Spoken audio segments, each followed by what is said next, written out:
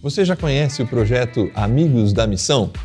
É muito importante você que tem acompanhado a programação da TV Viva Promessa conhecer se você ainda não ouviu falar sobre o Amigos da Missão. Esse projeto, ele tem a intenção de que você seja um amigo da missão, contribuindo e ajudando a programação da TV Viva Promessa, e também a sua contribuição vai nos ajudar a partir da agência humanitária, em projetos humanitários no Brasil e em todo o mundo. Então, é fácil. Você faz o seguinte, acessa amigosdamissão.org e lá você vai ver as diversas maneiras que você tem para contribuir com esse projeto. E vai ser muito legal ter você como mais um amigo da missão. Então vai lá, rapidinho, entra agora e contribua com esse projeto que quer levar o Evangelho e levar solidariedade para tantas pessoas.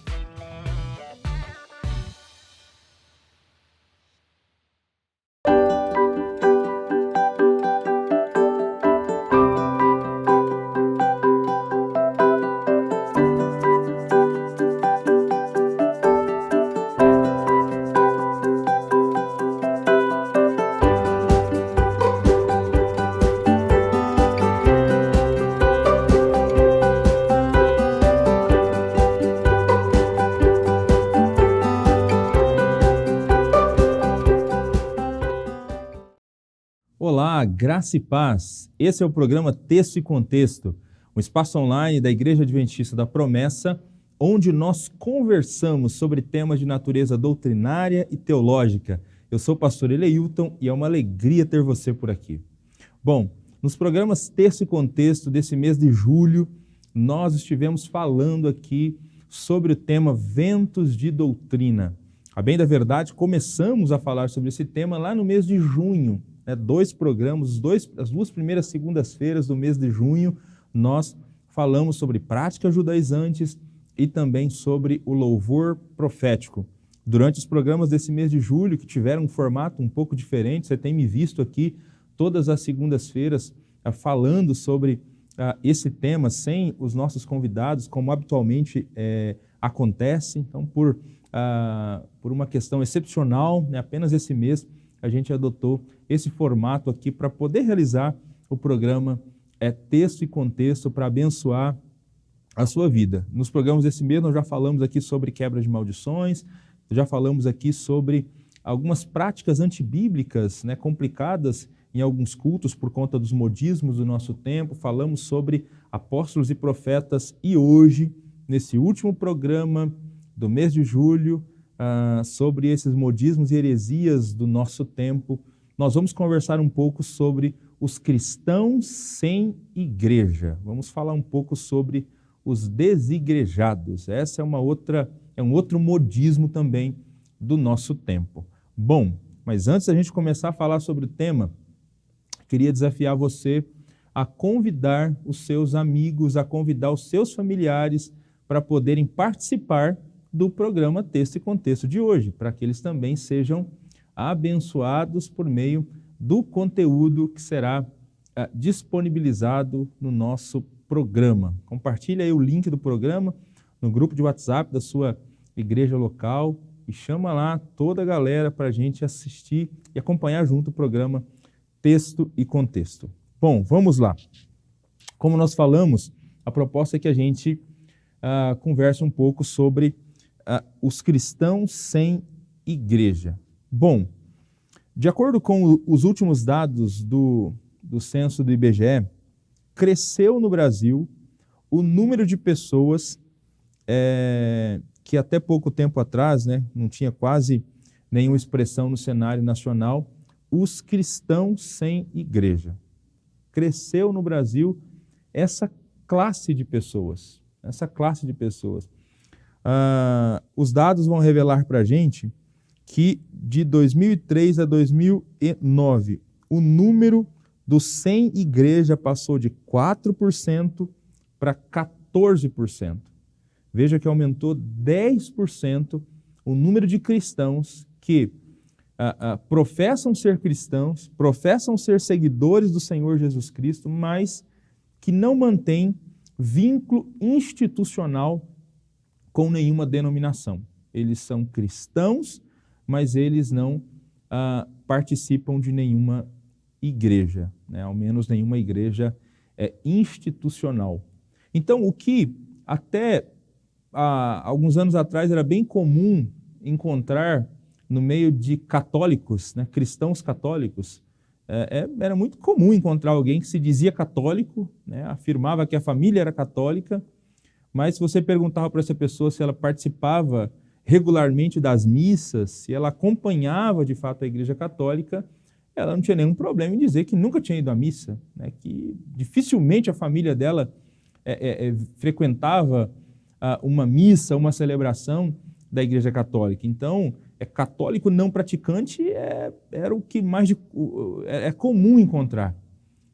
E não era tão comum encontrar evangélico não praticante. Alguém que se dizia cristão não frequentava uma igreja. Pois bem, as coisas começaram a mudar e agora é possível encontrar cristãos que não frequentam a igreja. Cristãos que não têm nenhum vínculo institucional.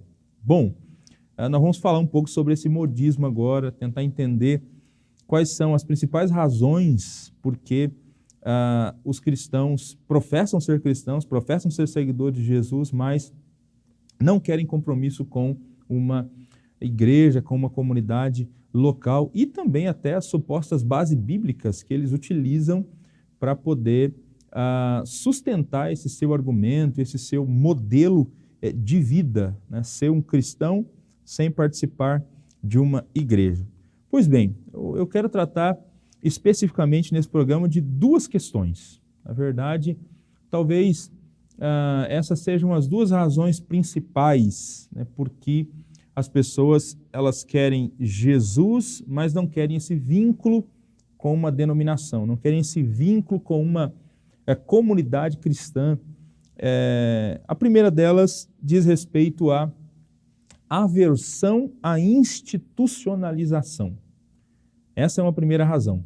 Eles são avessos a todo tipo de organização, a todo tipo de organização. Então, os defensores de um cristianismo sem igreja ensinam que Jesus não deixou qualquer forma de igreja organizada ou institucional. Que o que Jesus queria e o que Jesus de fato fundou não foi uma instituição religiosa rígida, organizada, engessada, mas apenas um movimento. Jesus criou um movimento e não uma instituição. Que Jesus nunca pensou em prédios, em cultos oficiais, em tesouraria, em escola bíblica, em um cadastro de membros, numa faculdade de teologia. É que todas essas questões são invenções dos seres humanos, mas não foi pensado por Jesus. Jesus nunca quis isso, nunca pensou nisso. Então, exatamente por isso, esses cristãos eles têm certo receio de todo tipo de instituição, de todo tipo de organização. Tá? Uma das bases bíblicas utilizadas pelos cristãos desigrejados, pelos cristãos que não querem se envolver com a comunidade organizada chamada igreja, é o texto de Mateus, capítulo 18, versículo 20. Esse texto diz que onde estiverem 2 ou 3 reunidos em meu nome, aí estou eu no meio deles. Então eles pegam esse texto, essa fala de Jesus, aonde estiverem 2 ou 3 reunidos em meu nome, aí estou eu no meio deles, para dizer que esses 2 ou 3 cristãos aqui, que o texto menciona, que onde estiverem 2 ou 3 cristãos, né, de acordo com o que o texto menciona, isso pode acontecer, esse encontro pode acontecer num shopping center, esse encontro pode acontecer numa cafeteria, aonde 2 ou 3 cristãos estiverem reunidos para conversar sobre a vida, sobre as lições espirituais que eles tiraram, né, da vida, sobre as lições espirituais que eles tiraram lendo algum livro, né, de interesse comum, ali está a igreja. E que isso é igreja e que não é necessário, não é preciso nenhum tipo de instituição organização e que a fé cristã deve ser vivida dessa maneira, de maneira informal, desinstitucionalizada, né? É isso que Jesus estava pensando. Ele estava pensando tão somente num movimento e não numa comunidade organizada. Pois bem, será que de fato esses argumentos podem ser sustentados à luz da Escritura Sagrada? Assim, de início é bom que se diga que realmente Jesus nunca pensou em criar uma instituição engessada, uma instituição que amasse mais as suas tradições do que as pessoas, que amasse mais as suas regras internas do que as pessoas. Na época do Senhor Jesus existia um grupo religioso chamado fariseu, que tinha lá inúmeras regras que eles haviam criado, e essas regras eram maiores do que as próprias pessoas, e eles pisavam em cima das pessoas para poder manter as suas regras, e foi o grupo de pessoas mais combatido por Jesus durante todo o seu ministério.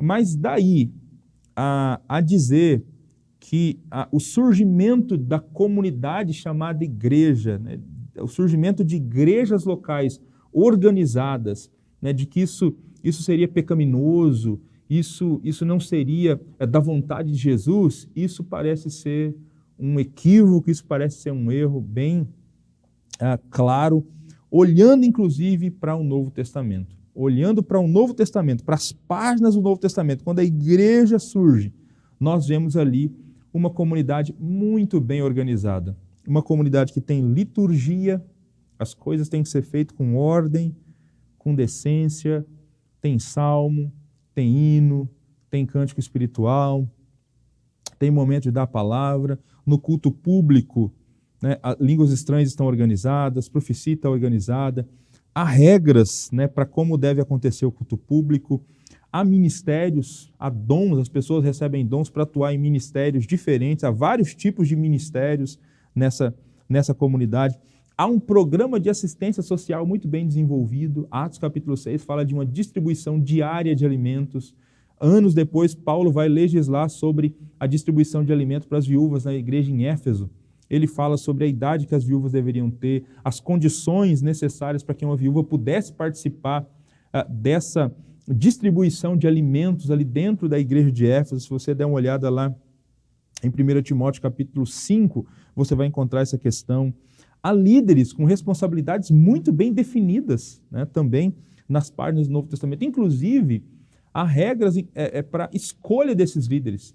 Convém que o bispo seja, você tem regras para poder escolher quem vai servir como presbítero, escolher quem vai servir como diácono. Inclusive, há essas funções, presbíteros e diáconos. Veja se não é uma comunidade organizada, né? Quando a gente começa a ler o livro de Atos, a igreja batiza quase 3.000, aí passa um pouco mais de tempo, tem quase 5.000. Opa, peraí, então alguém estava contando, como que sabe que tem quase 3.000, depois quase 5.000?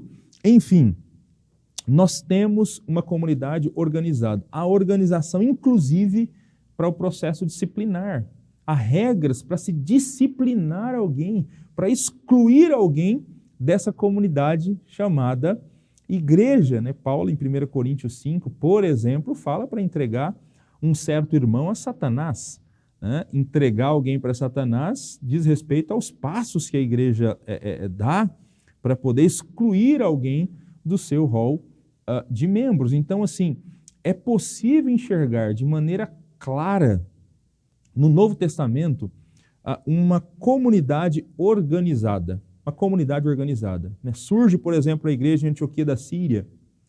A igreja de Jerusalém ouve falar, né, dessa comunidade que está nascendo aqui em Antioquia da Síria. O que eles fazem? Eles enviam para lá Barnabé, para que Barnabé veja, né, o que está acontecendo, para que Barnabé observe esse trabalho que está nascendo em Antioquia da Síria. E Barnabé vai até lá, né, encarregado aqui dos apóstolos para poder verificar o que está acontecendo em Antioquia. A igreja recebe Barnabé, não há nenhuma menção aqui em Atos capítulo 11 que a igreja ficou aborrecida porque recebeu Barnabé para verificar o que está acontecendo. E mais, Barnabé depois chama o próprio Paulo para ir trabalhar com ele em Antioquia, e ele começa a liderar essa igreja, ele se torna um dos líderes dessa igreja junto com Paulo. Então, assim, nós temos uma comunidade organizada nas páginas do Novo Testamento. Em relação ao texto de Mateus, capítulo 18, que é citado, né, o texto favorito dos desigrejados, para falar que a igreja é simplesmente esse movimento livre de cristãos, aonde eles estão, independente do local, é interessante, porque, de novo, é mais um texto que é extraído do seu contexto. Se você der uma olhada em Mateus capítulo 18, se você pegar a sua Bíblia e olhar Mateus capítulo 18, versículo 20, pois onde se reunirem 2 ou 3 em meu nome, ali estou no meio deles. Se você der uma olhada nos versículos anteriores, você vai descobrir que, na verdade, esses 2 ou 3 mencionados aí nesse texto são os 2 ou 3 que tentaram ganhar o irmão faltoso e reconduzi-lo à comunhão da igreja. Esses 2 ou 3 dizem respeito, inclusive, à própria igreja reunida, tratando do caso disciplinar desse irmão impenitente. É só dar uma olhada em Mateus 18. Se o seu irmão peca contra você, vá até ele para mostrar o erro. Se ele ouvir, ganha o irmão. Se não ouvir, leva com você mais 1 ou 2, de modo que seja qualquer acusação seja confirmada pelo depoimento de 2 ou 3 testemunhas. Se ele se recusar, leva à igreja.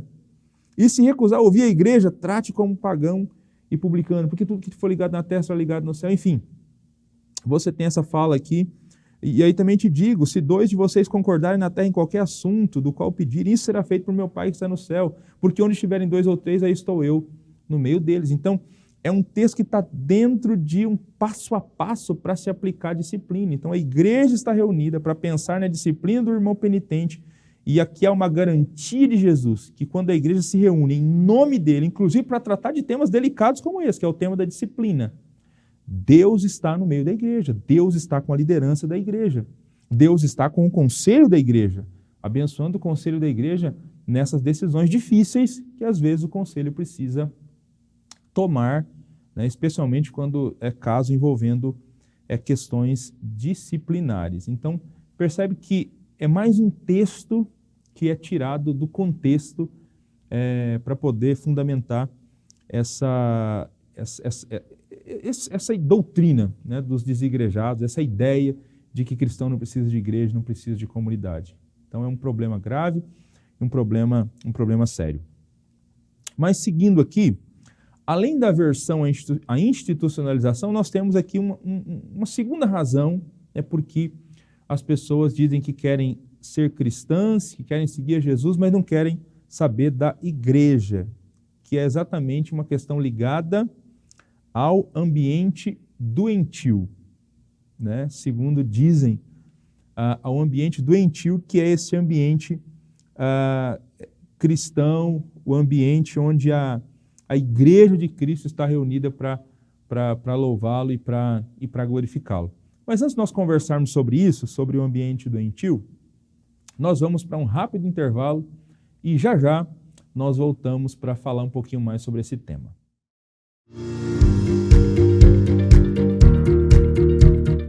Olá, irmãos, aqui é o pastor Kennedy Matos, apresentador do programa Evangelho em Foco.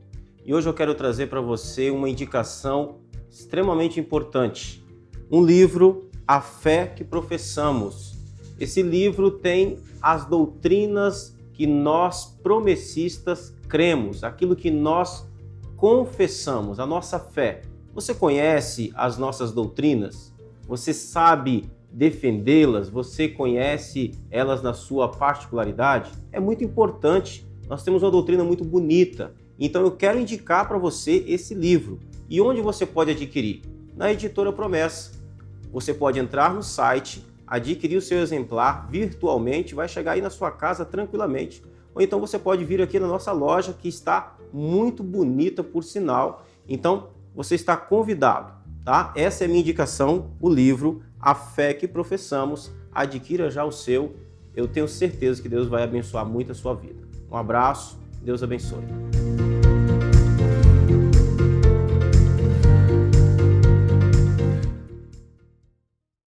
A paz do Senhor Jesus, meu irmão, minha irmã, paz do Senhor Jesus, povo promessista. Você que está acompanhando agora a programação da TV Viva Promessa, eu tenho um pedido especial a fazer a todos vocês. Se vocês puderem, contribuam com a TV Viva Promessa. Assim, nós poderemos evangelizar muito mais pessoas.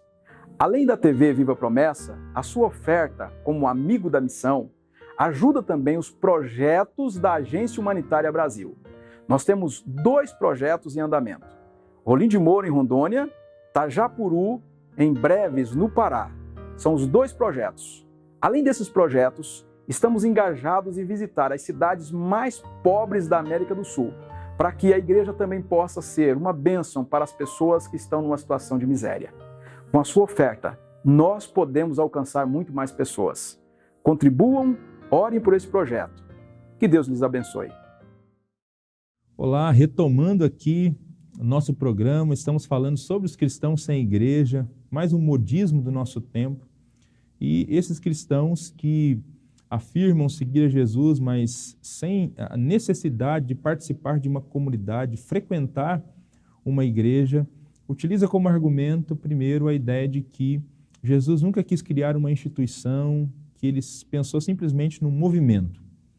Já conversamos um pouco sobre essa questão antes do nosso intervalo, e agora nós vamos falar um pouquinho sobre uma outra razão, geralmente apresentada por eles, que seria o possível ambiente doentio da igreja, um ambiente que adoece pessoas. Segundo afirmam, Jesus não deixou então a igreja organizada ou institucionalizada e que esse modelo que a gente utiliza de igreja, no formato que ele existe, ele está falido e ultrapassado.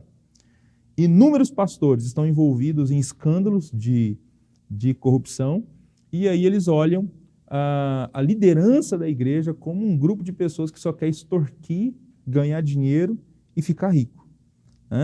Ainda há outros que vão dizer que causa repulsa a eles estar com os cristãos porque a igreja é um local, é um ambiente cheio de pessoas hipócritas, de pessoas falsas, de pessoas que ferem-se umas às outras, de pessoas que adoecem umas às outras. Então eles vão dizer o seguinte, que eles querem viver um cristianismo sem igreja, porque esse ambiente de igreja ele adoece. Esse ambiente de igreja é um ambiente doentio. Bom, será que os argumentos deles podem ser levados a sério? Será que dá para a gente simplesmente excluir, ignorar e dizer que nós não acreditamos nessa comunidade chamada igreja, porque a igreja possui pessoas imperfeitas ou pessoas que podem adoecer umas às outras? Bom, é importante dizer que, de fato, a igreja é imperfeita e ela continuará sendo imperfeita, porque ela é uma comunidade formada por pessoas imperfeitas. Ela é uma comunidade formada por nós. Nós somos seres humanos imperfeitos e onde nós estivermos, será uma comunidade de gente imperfeita, de uma comunidade que hora ou outra vai falhar, que hora ou outra vai fazer alguma coisa que traz tristeza para o outro e que acaba também desagradando a Deus. Só que a Bíblia Sagrada não nos desafia, não nos ensina a abandonar a comunidade por isso. Então, nós precisamos aprender a conviver num ambiente de pessoas imperfeitas e, inclusive, utilizando-se do ambiente do expediente do perdão. Veja, por exemplo, a igreja de Corinto. Se a gente der uma olhada na primeira carta de Paulo aos Coríntios, o tanto que aquela comunidade era uma comunidade que, de fato, estava precisando passar por uma mudança. Havia muitos cristãos ali envolvidos com uma porção de pecados. Havia brigas internas entre eles, panelinhas entre eles, cristãos processando-se uns aos outros nos tribunais. Paulo chega a dizer no capítulo 11 que as reuniões da igreja de Corinto causavam mais mal do que bem. Ele chega a dizer que as pessoas, quando se reuniam como igreja, elas se reuniam e que muitas saíam piores do que entravam. Mas você não vai encontrar em nenhum momento da primeira carta de Paulo aos Coríntios, não tem um versículo sequer que Paulo diga para os cristãos: abandonem a igreja, abandonem a comunidade, deixem de congregar. Paulo não desestimula os cristãos a abandonarem a igreja. Paulo desafia os cristãos a se arrependerem, a refletirem sobre os seus pecados, a adotarem novas posturas e a continuarem se reunindo como igreja. No capítulo 14 ele diz, quando vocês se reunirem, um tem uma palavra, um tem um cântico, um tem um salmo, Paulo quer que os cristãos continuem se reunindo. Ele sabe que há problemas na reunião, mas ele quer que eles continuem se reunindo. Por quê? Porque ele sabe que isso é igreja, é a ideia de Jesus. Gente reunida é a ideia de Jesus. Jesus disse que edificaria a igreja. E sabe qual é o significado do termo igreja? A palavra eclesia, ela significa congregação. Eclesia é ajuntamento de pessoas. É falaciosa essa ideia que dá para ser igreja sozinho, que eu não preciso de ninguém para ser igreja. Igreja é ajuntamento de pessoas, igreja é comunidade. E Jesus pensou nisso. Essa comunidade é importante. É por isso que os apóstolos, mesmo sabendo os problemas dessa comunidade, não desafiou ninguém a abandonar a comunidade, a abandonar a igreja, mas a continuar firme na igreja. É óbvio que a gente concorda que existem muitos líderes evangélicos que são charlatões. Infelizmente, existem muitos falsos profetas no nosso meio, e o próprio Novo Testamento falou sobre isso, que surgiriam muitos falsos profetas, que surgiria muita gente gananciosa pensando apenas em lucro e em dinheiro. Mas isso não é motivo para abandonar a igreja, porque o mesmo Novo Testamento que diz isso, diz que a gente tem que estar lá na igreja, lutando por ela, desvendando os falsos mestres, desvendando os charlatões, expondo-lhes os seus erros, e não abandonando ou deixando a igreja. Quanto àqueles que acham que a igreja é um local de hipócritas, de certa forma, eles estão corretos, porque todos os cristãos continuam sendo pecadores. A Bíblia Sagrada não esconde isso. Todos nós somos pecadores. A igreja de Jesus é um lugar de pecadores e não a galeria de santos. Então, você vai encontrar gente, de repente, gente falsa na igreja? Vai. Nós estamos caminhando, nós estamos num processo de santificação. O fruto do Espírito está sendo dia a dia gerado em nós. Está sendo gerado em nós. Então, não é uma comunidade de gente perfeita, mas como eu disse anteriormente, não é por causa disso que nós vamos desistir dessa comunidade. Essa comunidade é importante. Essa comunidade é necessária. E essa é uma comunidade que Jesus Cristo edificou, que Jesus Cristo fundou, e é importante a gente continuar acreditando nessa comunidade chamada igreja, continuarmos congregando. Não abandone a congregação, não deixe de congregar, como é costume de alguns, diz o autor de Hebreus. Esse desafio continua sendo válido para nós. Ame a sua comunidade local, ame a sua igreja local, participe da sua igreja local, defenda a sua igreja local. Essa é a vontade de Deus para mim, essa é a vontade de Deus para você. Vamos trabalhar para que a gente tenha uma igreja local cada dia melhor para a glória de Deus. E aí, concluindo aqui o nosso programa de hoje, sejamos sábios.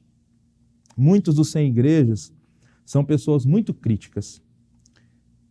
O único defeito deles é que eles só não criticam a si mesmos. Acontece que os ideais dos sem igreja são tão elevados que seria impossível alguma igreja atingir os padrões deles. Para eles nada está bom. Quase sempre por trás da crítica que eles fazem contra a igreja, a crítica feroz que eles fazem contra a igreja, escondem-se a avareza, a arrogância, o ódio, a insubmissão, a falta de perdão, o comodismo, a frieza espiritual ou algum outro pecado oculto. Então, sejamos sábios e reflitamos nessas questões. Biblicamente, não há nenhuma razão para a gente ter aversão à igreja institucionalizada. Nenhum cristão está isento de se comprometer com a igreja, está isento de se comprometer com essa comunidade. Ela é a reunião dos salvos em Cristo, que juntos adoram a Deus, estudam a sua palavra, edificam-se, proclamam a salvação, desenvolvem seus dons e manifestam amor ao próximo. É assim que o Novo Testamento apresenta para a gente essa comunidade chamada igreja. Então, ame essa comunidade. Ela é a noiva do Senhor Jesus Cristo. Um dia Jesus vem para buscar os cristãos que fazem parte dessa comunidade. Então, amemos essa comunidade. Sirvamos uns aos outros com afinco nessa comunidade. Essa é a vontade de Deus para mim e para você. Eu queria te convidar a orar nesse momento, a fechar os seus olhos. Onde você está? Vamos pedir a bênção de Deus para diante de tudo aquilo que a gente estudou aqui hoje, que Ele nos ajude a continuar sendo igreja e sendo bênção onde nós estivermos. Senhor, eu glorifico o Teu nome, Pai, por Tua palavra e por esse tema que a gente teve a oportunidade de estudar hoje. Eu não sei se eu estou falando para pessoas, se eu falei para pessoas no estudo de hoje, que estão pensando em desistir da igreja. Gente que está magoada com essa comunidade chamada igreja, que está pensando em abandonar a igreja, que tem visões muito negativas da igreja. Meu Deus, diante de tudo que a gente falou hoje, que esse teu filho, essa tua filha, tenha sido lembrado que a comunidade chamada igreja foi criada pelo Senhor. O Senhor edificou essa comunidade. A igreja existe por causa da sua vontade, Jesus. Por causa da sua vontade. E eu suplico para o Senhor, ajuda-nos dia a dia, Senhor, a amarmos cada vez mais a igreja, a lutarmos por nossas igrejas locais. As nossas igrejas locais são formadas de gente pecadoras como nós. Nós somos pecadores, Deus. Nós falhamos, nós erramos, Pai. É uma comunidade imperfeita, ainda em processo de santificação. Ajuda-nos a entender isso, Deus. Ajuda-nos a utilizar o expediente do perdão constantemente. Como nós precisamos, Deus. Como nós precisamos reaprender a utilizar o expediente do perdão. A gente fala muito sobre perdão, Deus, mas na hora de executar, de colocar em prática, a gente tem dificuldade. Ajuda-nos, Deus. Porque para a gente viver como igreja, para pessoas diferentes e com seus pecados conviverem juntas, elas precisam muito desse expediente, meu Pai. Ajuda-nos, Senhor. Nós suplicamos isso para Ti, meu Pai, no nome de Jesus, que nós amemos ao Senhor e amemos também essa comunidade edificada pelo Senhor, a Tua noiva, que um dia o Senhor voltará para buscar. É a nossa oração, no nome de Jesus. Amém. Amém. Deus abençoe a sua vida. Quero concluir o programa de hoje apresentando para você esse livro aqui. O livro Sinfonia Sem Partitura, reflexões sobre desacertos da eclesiologia anarquista. Esse livro aqui, ele trata especificamente desse tema que nós acabamos de estudar. É um livro que fala sobre a missão da igreja de acordo com o Novo Testamento e sobre como aconteceu a institucionalização da igreja e essa aversão que as pessoas têm à institucionalização e por que essa aversão é equivocada. Tá? Então, é um livro que trata sobre esse tema, é um livro que foi escrito mesmo para combater esses argumentos dos desigrejados. Ele está disponível na Editora Promessa, no editorapromessa.com.br, a nossa loja virtual. Você pode adquirir o livro Sinfonia Sem Partitura. É isso, Deus abençoe a sua vida. Até a próxima semana, onde nós estaremos juntos no programa Texto e Contexto. Aí já voltaremos ao nosso modelo tradicional, nosso formato tradicional do programa Texto e Contexto, com uma nova série que vai se iniciar então nesse mês de agosto. Deus abençoe a sua vida e até lá.